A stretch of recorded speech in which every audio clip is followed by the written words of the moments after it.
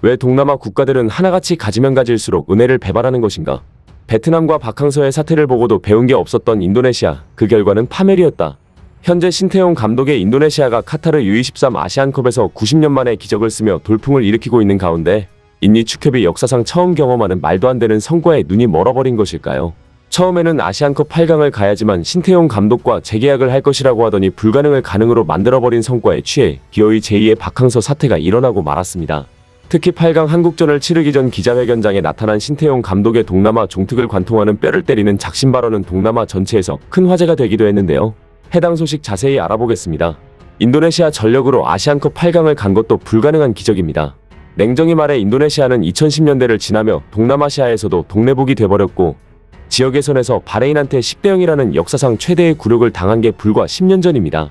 어떻게 신태용 감독의 성과를 당연하다고 말할 수 있겠습니까? 베트남 축협이 박항서 감독에게 기고만장했다가 파멸을 맞이한 걸 잊어선 안 됩니다. 현재 신태용 감독의 재계약이 누구도 예상치 못한 방향으로 흘러가고 있습니다. 자랑스러운 한국인 신태용 감독은 동남아에서도 약체로 손꼽히는 인도네시아를 이끌고 연신 이변을 만들어내며 동남아 전체에 센세이션을 일으키고 있는데요.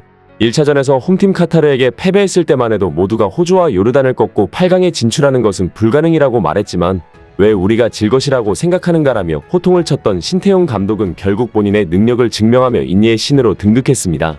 심지어 인도네시아 대통령까지 나서 신태용 감독에게 감사의 뜻을 전했습니다.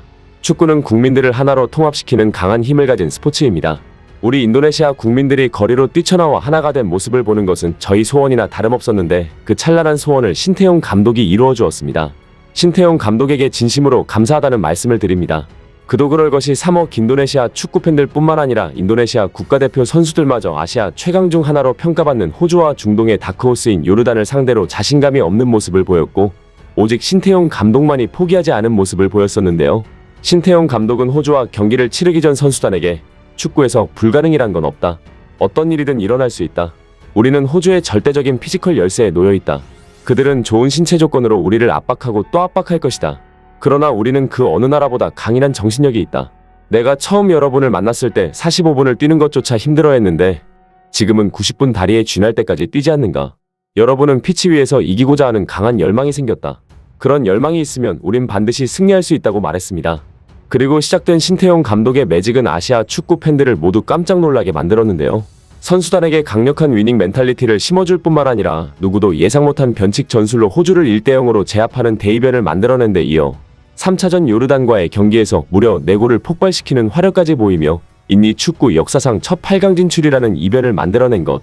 심지어 신태용 감독은 8강에서 한국과의 경기가 성사됐는데 한국이라는 이름만을 듣고 지레 겁부터 먹는 인도네시아 취재진과 축구팬들을 향해 또다시 자신감을 심어주었습니다. 저는 아직 세계를 놀라게 만들 자신이 있습니다. 첫 경기에서 패배했을 때 모두가 우리의 실패를 예상했지만 지금 우리는 역사상 처음으로 8강에 진출하지 않았습니까? 우리 대표팀은 한국을 상대로도 할 수 있다는 걸 증명할 것입니다. 신태용 감독의 한마디 한마디는 인도네시아 축구팬들의 가슴을 울리고 있고 인도네시아의 신도뉴스는 신태용 특집 칼럼을 기고하며 신태용 감독의 저 당찬 눈빛을 봐라. 어떻게 그를 신뢰하지 않을 수 있겠는가? 그가 한국전에서 패배하더라도 결코 그를 탓해서는 안 된다. 우리는 이미 그에게 많은 빚을 졌다. 이런 감독이 어떻게 우리 곁에 다가오게 되었는지 믿기지 않는다고 전하기도 했습니다. 그러면서 신도뉴스는 박항서를 떠나보낸 베트남 꼴이 나고 싶지 않으면 당장 신태용 감독과 재계약을 해야 한다고 촉했습니다. 신태용 감독과 재계약하지 않는 것보다 멍청한 일이 있을까? 당장 재계약을 해야 하는 이유는 성적이다. 신태용 감독은 명망 높은 대회에서 점점 성과를 내고 있고 인도네시아의 피파 랭킹은 치솟고 있으며 여전히 2026년 북중미 월드컵 아시아 3차 예선 진출을 위해 분투하고 있다. 재계약해야 하는 두 번째 이유는 신태용 감독이 대표팀에 가져온 변화다. 신태용 감독이 부임하기 전 인도네시아 대표팀의 상태를 비교해보면 팬들은 그 차이가 얼마나 큰지 확실히 느낄 것이다. 높은 수준의 게임뿐 아니라 선수들의 정신력 자체가 달라졌다. 이 큰 변화에 추진력을 잃지 않으려면 하루라도 빨리 신태용 감독과 재계약해야 한다. 베트남을 봐라. 베트남은 박항서 감독이 이끌던 시절 매우 강했지만 그가 떠나고 나서 몰락했다. 이웃나라의 과오를 반복하지 않기 위해서라도 결단을 내려야 한다.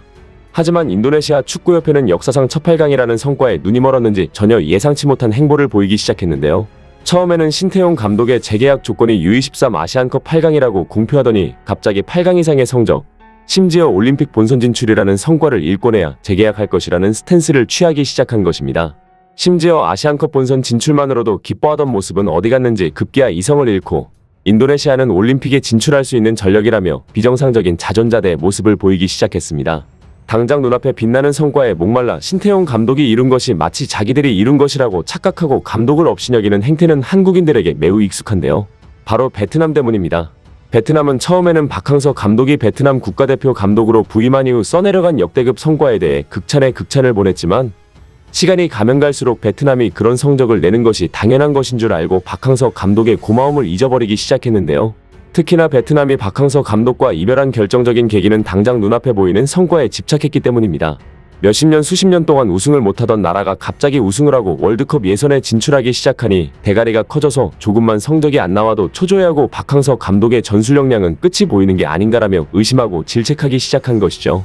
베트남 감독 4년차쯤 되었을 때 스즈키컵 우승 멤버들의 사이클은 끝났고 박항서 감독은 베트남 축구를 한층 더 성장시키기 위해 세대교체를 단행해야 했습니다. 또한 기존 신드롬을 일으켰던 전술에서도 변화를 주기 시작했습니다.